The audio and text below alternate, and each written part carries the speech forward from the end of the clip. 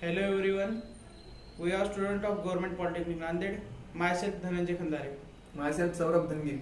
Myself Shrikant Kotare. We are going to give demonstration video on Automatic College Bell, which is guided by Abdul sir. I am going to explain the component of.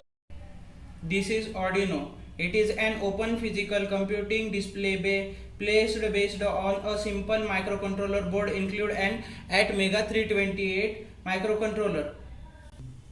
This is LCD display 16 into 2 I2C LCD module. Whenever we work the embedded system, we need a reliable output device with the help of which we get the required information.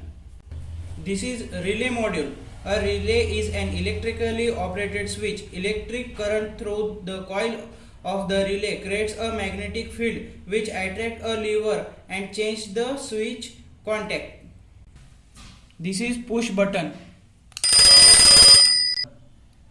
This is DC motor. When a current carrying conductor is placed in a magnetic field, it experiences a torque, has a tendency to move.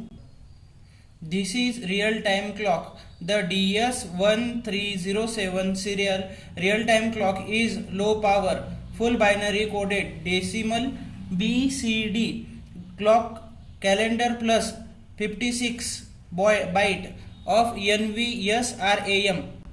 This is ringing bell. We are going to explain the working of our project. The heart of our project is Arduino. The 12-volt DC supply is given to the Arduino by this DC charger.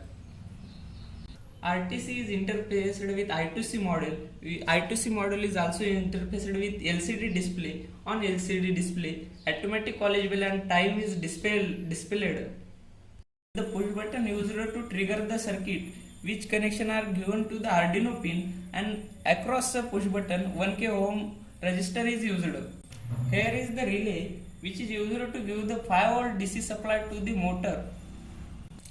The coding is conducted on such that after 50 minutes the college will ring automatically.